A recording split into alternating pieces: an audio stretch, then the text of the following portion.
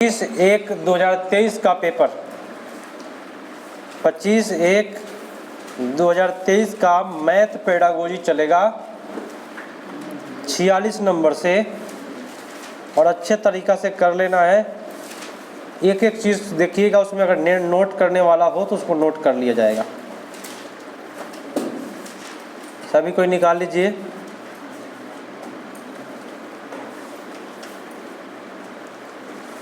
चलिए पढ़े हम, चलिए शुरू करते हैं। एक एक चीज़ को निकालना है और कोई भी फेल नहीं करेगा, देखना है, एकदम गर्दा उड़ाना है और अपना पढ़ाई करना है। जब भी हम प्रश्न पढ़े तो आप भी पढ़े। सबसे बड़ी बात ये होती है कि आप नहीं पढ़ रहे हैं तो बस समझिए कि आप बैठ के कथा सुन रहे हैं, और कथा सुनने से आपको नींद आएगा। चलिए, राजू समझता है कि सभी समचतुर्भुज समांतर चतुर्भुज है। कितना बात हो गया? कै गो ज्यामिति हो गया इसमें? दो ज्यामिति। एक हो गया सभी समचतुर्भुज क्या है? समांतर चतुर्भुज है। इसमें दो ज्यामिति नाम आ जाए वो कहाँ जाता है? विश्लेषण जाता है, संबंध में जाता है। और इतना बेटर ट्रिक बताए हैं आप लोगों को कि जब भी दो गो ज्यामिति का नाम दे दे, इससे बेटर कोई ट्रिक नहीं। जब भी दो गो ज्यामिति का नाम दे दे, आयत दे दे, वर्ग दे दे, यहाँ क्या दिया है? समचतुर्भुज और समांतर चतुर्भुज। एक ज्यामिति, दो ज्यामिति। कितना ज्यामिति है? दो ज्यामिति। कभी भी दो ज्यामिति आ जाए तो उसके बीच में संबंध बनेगा।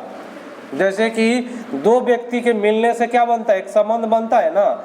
उसी प्रकार से जब भी दो ज्यामिति का नाम दे दे क्वेश्चन में वैन हीले का, तो बस आंख बंद करना है और संबंध को मारना है।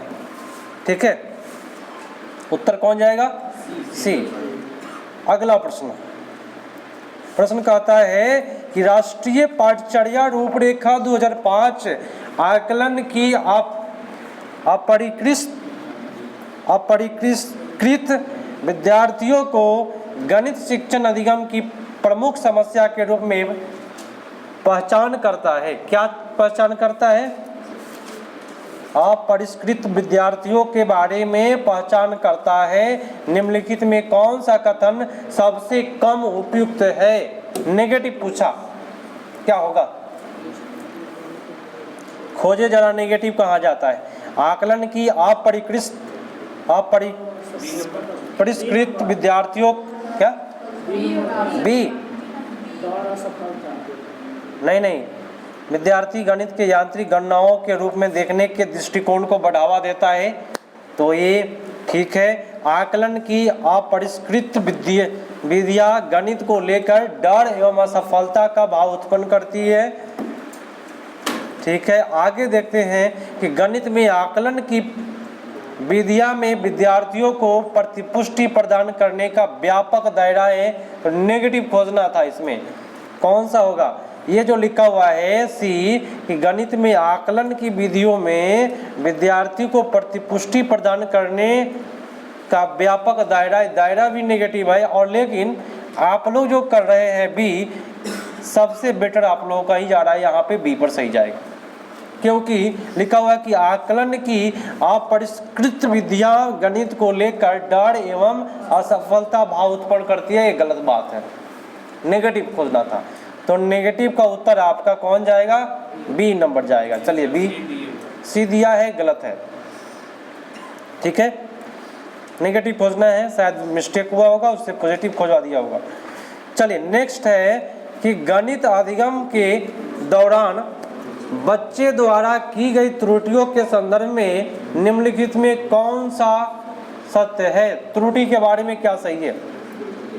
फर्स्ट में बोला कि त्रुटियां बच्चे की अधिगम प्रक्रिया का सूचक है, इसलिए वह महत्वपूर्ण है। बात सही बोला, त्रुटियां जरूरी है। अगर हो रहा है तो अधिगम का ही भाग होता है। भाई बी में गलती क्या किया? कमी। त्रुटियां शिक्षक की योग्यता में कमी। क्या अगर हमसे त्रुटियां हो रहा है तो ऐसा जरूरी है कि हम में कमी है? नहीं, त्रुटियां कोई भी व्यक्ति में हो रहा है, कमी नहीं है, वो सीखने का एक हिस्सा है। त्रुटि हो रहा है तो हम सीखेंगे। और सी में क्या गलती किया? बोझ बन जाएगी। ये बोझ बनने वाली बात भी नेगेटिव हो गया। सबसे बेटर उत्तर आपका केवल ए। चलिए अगला है कि निम्नलिखित में कौन सी योग्यता आधारित गणित शिक्षण की विशेषता नहीं है। एक एक चीज को निकाल लेना है, नेगेटिव खोजना है फिर से। फर्स्ट में बोला कि गणित के प्रतिफल स्पष्ट और मापने योग्य है। बी में बोला क्या नंबर है 49। बी में बोला कि शिक्षा शास्त्र गतिविधियों, अनुभव तथा कला, खेल, प्रौद्योगिकी को के समाकलन पर आधारित है। ये तो ठीक है भाई। सी है कि बच्चे का अधिगम प्रतिफल के अगले स्तर पर बढ़ना उसके वर्तमान स्तर पर एक निश्चित स्तर की दक्षता हासिल करने पर निर्भर नहीं करती है। पूरा नेगेटिव यही में धर ले। सबसे ज्यादा नेगेटिव का वर्ड का प्रयोग किया है तो सी वाला किया, तो हम क्यों ना सी मारेंगे। चलिए अगला प्रश्न आ गया, पढ़िए सभी कोई।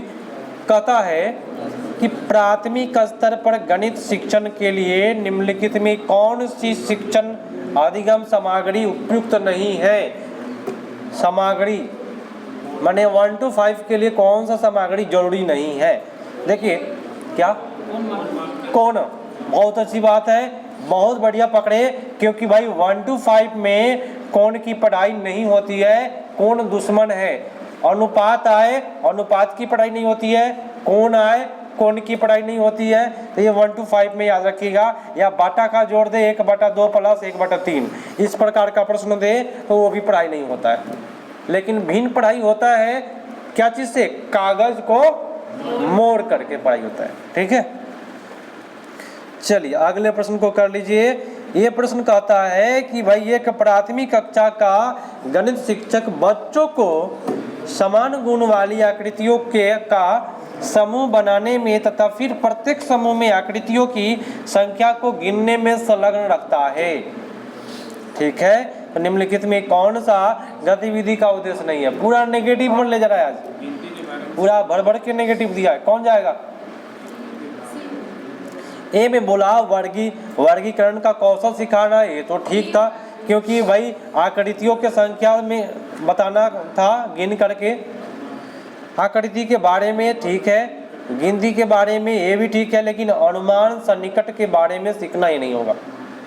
देखिए अब अनुमान वाला क्यों नहीं सही जाएगा, क्योंकि यहाँ पे लिखा हुआ है आकृति समूह बनाने और तथा प्रत्येक समूह में आकृतियों की संख्या गिनने के लिए कह रहे हैं। तो भाई आकृति आप बोर्ड पर दे रहे हैं गिनने के लिए, तो भाई अनुमान से क्यों पूछिएगा, तो बच्चा तो गिन के बता ही देगा क्या। तो ये अनुमान या सन्निकट के बारे में सिखाना आकृति से नहीं होगा। उत्तर कौन जाएगा, डी। अब अगला देखिए क्या कहता है प्रश्न कि राष्ट्रीय शिक्षा नीति एनईपी न्यू एजुकेशन पॉलिसी 2020 के अनुसार सभी बच्चों को बुनियादी साक्षरता सांख्यिकी स्तर तक पहुंचना आवश्यक राष्ट्रीय मिशन बन गया है। इस मिशन का नाम जानते हैं, निपुण भारत। क्या, निपुण भारत। राष्ट्रीय शिक्षा नीति 2020 के अनुसार बुनियादी सांख्यिकी का अर्थ है, क्या अर्थ है, बुनियादी मने देखिए विभिन्न, फर्स्ट में बोला कि विभिन्न प्रकार की संख्या को समझने की योग्यता नहीं, भारतीय संख्याओं एवं मौलिक गणितीय संक्रियाओं को करने की योग्यता। देखिए ये जो संक्रिया वर्ड है इतना हीट है गणित के लिए कि मत पूछिए, बहुत ज्यादा हीट आपका है संक्रिया वर्ड। संक्रिया में क्या आता है, जोड़ घटाव गुणा भाग ये सब आ जाता है, इसीलिए हम लोग क्या मारे, बी पढ़ गए। चलिए अगला प्रश्न है, प्रश्न कहता है कि कक्षा 4 में क्रियाकलाप आधारित विधिया द्वारा ज्यामितीय आकृतियों के गुणधर्म के शिक्षण अधिगम हेतु निम्नलिखित में कौन सा उदाहरण सर्वाधिक उपयुक्त होगा। सबसे बेटर कौन सा होगा। फर्स्ट में बोला कि बच्चा ज्यामितीय आकृति चार्ट को काट कर अपनी पुस्तकों में चिपकाना, ये तो भाई गलत हो गया, पुस्तक में चिपकाने के लिए बोल रहा है, ये तो घटिया बात है ना। चलिए बी कहता है कि शिक्षक शिक्षिका द्वारा कक्षा में एक चार्ट का उपयोग करना जिसमें विभिन्न ज्यामितीय आकृतियों के विभिन्न गुणधर्म का वर्गीकरण के साथ चित्रण हो। ये तो भाई कुछ हद तक ठीक है, लेकिन आगे चलिए। चार्ट सबसे पहली बात ध्यान दीजिएगा कि अच्छा नहीं जाता है, वो गलत जाता है, लेकिन उतना गलत नहीं जाता है, लेकिन उसको इग्नोर करके चलिए। अभी आगे कहीं मिल जाए तो बेटर है, क्योंकि चार्ट से बच्चा सा रटता है, चार्ट को बच्चा चाट जाएगा ना, इसलिए उसको हटा के रखें। सी कहता है कि बच्चों को विभिन्न आकृतियों के आकार में कटी हुई सामग्री देना और उस भुजाओं की संख्या, कोणों और शीर्षों आदि के अनुसार विश्लेषण करवाना, ये सबसे बेटर है। सी हो जाएगा, क्योंकि डी में एक कितना घटिया नकल बोला है। चलिए बहुत अच्छा पकड़े। अब भाई धीरे धीरे आप लोगों को पकड़ने आ गया है कि कौन सा वर्ड भाई गलत जा रहा है, कौन सा सही जा रहा है, ठीक है। और जिनको पकड़ में नहीं आ रहा है तो फटाफट लिख लीजिए कि भाई ये नेगेटिव जा रहा है, ये पॉजिटिव जा रहा है, हम बोलते चल रहे हैं सब में। प्रश्न कहता है कि राष्ट्रीय निम्नलिखित में से कौन सी गणित का कथन सही है। सभी सम संख्याएं भाज्य संख्या होती है, आपको क्या पता है हो? क्या सब सम संख्या भाज्य होता है? नहीं होता है, ये बात गलत बोला। सभी विषम संख्या अभाज्य संख्या होती है? नहीं, भाग लग जाता है किसी किसी में। क्या 1 से 10 के बीच 4 अभाज्य संख्या है?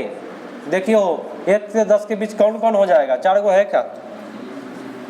क्या कौन कौन होगा? 2, 3, 5, 7, 4 को मिल गया। मतलब जो बात बोला है ये सही है ना? सी सही। 2 सम अभाज्य संख्या होता है। 2 एक ऐसा संख्या है जो सम अभाज्य संख्या है। चलिए अगला प्रश्न।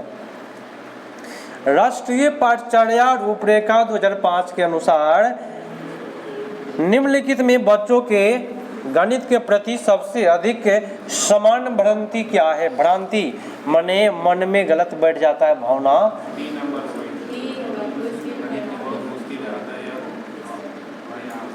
अब भाई फर्स्ट में बोला समान भ्रांति है तो गणित केवल संख्या के बारे में नहीं है। देखिए डबल नेगेटिव जब भी मिलता है ना तो पॉजिटिव बन जाता है। हम आपको कहेंगे कि आप अच्छा लड़का नहीं है, मतलब क्या हो गया? बुरा लड़का हो गया। हम आपको कहें कि आप बुरा लड़का नहीं है तो बुरा नेगेटिव, नहीं नेगेटिव मतलब कि क्या हो गया? आप अच्छा हो गए। वही बात बोला कि गणित केवल संख्या के बारे में नहीं है, तो बात तो सही है भाई। गणित में केवल संख्या ही नहीं, बहुत सारा चीज मिलता है। तो केवल नेगेटिव और नहीं नेगेटिव, इसलिए पॉजिटिव हो गया। हमको खोजना क्या है? नेगेटिव। गणित वास्तव में बहुत रुचिपूर्ण है, बहुत अच्छी बात है। गणित में कुछ अमूर्तनों की आवश्यकता होती है, बात सही है। और गणित क्या है भाई? अमूर्त होता है, उसमें दिखाई थोड़ा देता है आंसर। कोई भी मैथ देखते हैं उसमें आंसर दिखाई देता है? नहीं, बनाने के बाद आता है। जो बनाने के बाद आए उसको अमूर्त कहते हैं। और लास्ट में बोला कि गणित बहुत मुश्किल है, ये बात सही है। वो क्या बहुत मुश्किल है भाई? इतना भी मुश्किल नहीं है, किसी किसी के लिए होता है, लेकिन सबके लिए मुश्किल नहीं है भाई। क्या ऐसा आपका ठीका ले लिया है कि बहुत गणित जो है बहुत मुश्किल है, अतः यह एक भयावह विषय है, मन डरावना। ये तो भाई गलत बात बोला। आपका उत्तर कौन होगा? डी।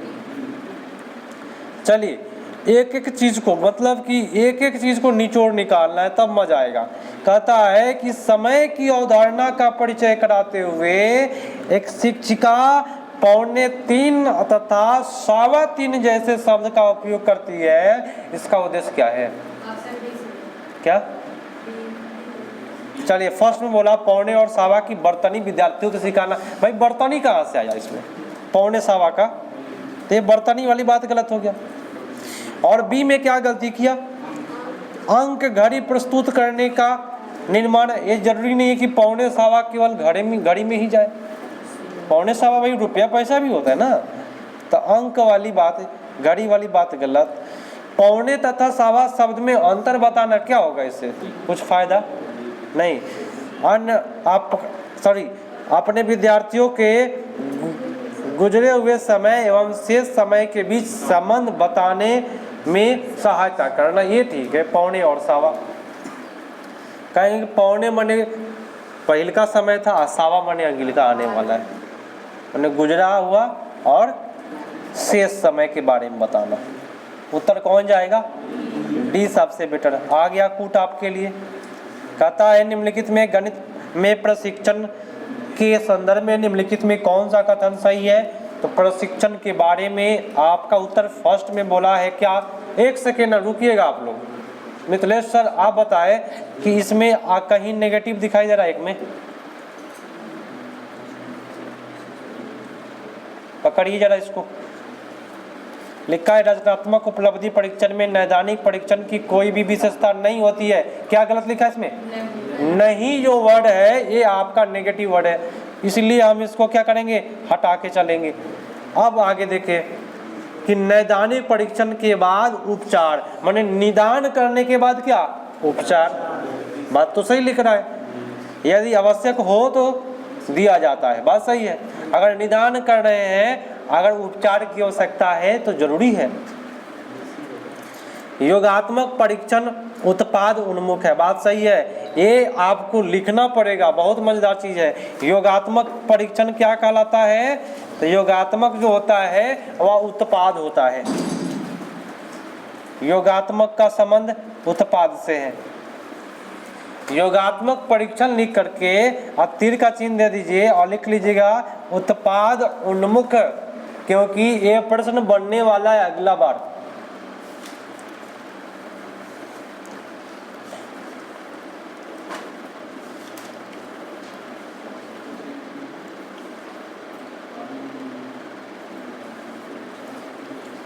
चलिए लाइक करें। चलिए नेक्स्ट पढ़ाते हैं।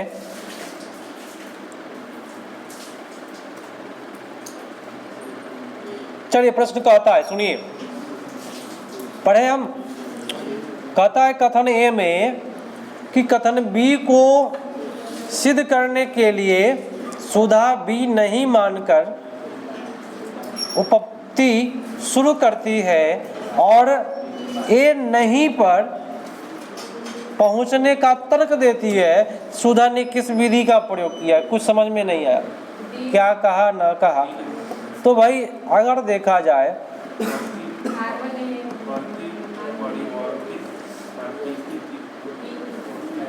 सुधा ने कौन सा विधि का प्रयोग किया था? फर्स्ट में बोला सिद्ध करने के लिए, सिद्ध करने की बात कर रहा है ना, आगमन विधि नहीं ना होगा, प्रतिवर्तित या उत्पत्ति। सिद्ध करने के लिए सुधा बी नहीं मानकर उत्पत्ति शुरू करती है। अच्छा, और ए नहीं पहुंचने का तर्क देती है, तो ये आगमन उत्पत्ति निगमन उत्पत्ति। देखिए आगमन अगर रहता तो उदाहरण से नियम बोलता, लेकिन बोला ही नहीं। अगर निगमन रहता तो नियम से उदाहरण बोलता, तो इसमें भी नहीं है नियम से उदाहरण। और निशोषण उत्पत्ति, ये निशोषण जो होता है ये कहीं भी आप लोग सुने नहीं हो गया। तो ये इसमें आपका मिला क्या? प्रतिवर्ती या प्रतिस्थिति उत्पत्ति, परिवर्तित। देखिए प्रति माने होता है उल्टा, और यहाँ बोला कि नहीं मानकर उत्पत्ति। हाँ इससे पकड़ाया, क्या किससे पकड़ाया? ऊपर जो वर्ड मिल रहा है ना उपपत्ति, उपपत्ति लिखा है ऊपर वर्ड, और नीचा मिला उपपत्ति वर्ड। अब आ गया सी-टेट का वो 90% वाला नियम कि जो बात क्वेश्चन में कहे वही बात अगर ऑप्शन में कह दे, उपपत्ति ऊपर लिखा हुआ है नीचा भी उपपत्ति लिखा हुआ है, तो सी-टेट ऐसे ऐसे प्रश्नों को 98% सही मान लेता है। मिला ना भाई? क्या कोई दिक्कत नहीं ना है? चलिए अगला प्रश्न। प्रश्न कहता है कि एक बच्चे ने निम्नलिखित रूप से दो संख्या को जोड़ा। 23 + 47 को देखिए क्या कर रहा है वो, 23वां को क्या कर दिया? 20 कर दिया, और 47 को क्या कर दिया? 40 कर दिया। अब 3 और 7 को निकाल करके अलग 10 कर दिया, ताकि उसको जोड़ने में भाई 20 40 60 10 70, ताकि उसको जोड़ने में क्या हो गया? आसान हो गया। तो बताइए ये लड़का जो कर रहा है इस प्रकार का वह कौन सा स्तर पर है और कौन सर्वाधिक उपयुक्त होगा? कैसा योग की वैकल्पिक युक्ति है, मैंने बहुत अच्छा युक्ति हो गया, एक नया युक्ति हो गया, वैकल्पिक एक अलग तरीका। लेकिन फर्स्ट में क्या गलत किया है? गलत युक्ति। क्या ये बच्चा गलत किया है? हो अच्छा किया है भाई, खुद से लगाया है दिमाग। बी में क्या ही लगाया हुआ है ना, तो हम ही वाला वर्ड को कभी नहीं छुएंगे, नेगेटिव जाता है हमेशा। और सी में नहीं लगा है, तो आपका उत्तर डी पर। और अंतिम प्रश्न को देख लीजिए मैथ में, और ये भी कूट आ गया ना, चलिए भाई कूट को कूट दिया जाए। प्रश्न कहता है, सुनिए कि प्राथमिक स्तर के शिक्षार्थियों के बीच अधिक स्थान समझ को बढ़ाने के लिए गणित शिक्षक निम्नलिखित में कौन सी विधि कर सकता है? आप एक टीचर रहते तो कौन सी विधि करते? 4 ऑप्शन में ए देखते हैं। पहले बच्चों को ब्लॉक, बक्से, कंटेनर, आकार, सॉर्टर जैसी वस्तुओं को संभालने के कई अवसर दे। तो अवसर तो इतना हिट है कि मत पूछिए भैया, ये आपका अवसर सही जाएगा हमेशा। और बी पकड़िए, कैसे? परिभाषित ठीक होता है, लेकिन पढ़िए पहले। विभिन्न उदाहरण देते हुए समरूपता, सर्वांग समता जैसी अवधारणा को परिभाषित करने में बच्चों को की मदद करना, ये आपका गया गलत। परिभाषित करने के लिए मदद कर रहे हैं तो भाई आप एक निगमनात्मक विधि का उपयोग कर रहे हैं परिभाषा से, इसलिए नहीं होगा। विभिन्न व्यवस्थाओं में सामग्री को एक साथ रखकर और फिर अलग अलग करके बच्चे को नई आकृति बनाने के लिए प्रोत्साहित करना। तो नया जब निर्माण करेगा तो सृजनात्मकता का गुण आएगा, तो सी भी गया। और डी देखिए कि बच्चे को अपने चारों तरफ विभिन्न आकृतियों को पहचानने के लिए प्रोत्साहित करना, ये भी बेटर है। कौन गया? ए सी डी। मैथ का स्वाहा हो गया। अब हम लोग करेंगे नेक्स्ट पार्ट में हिंदी, ठीक है।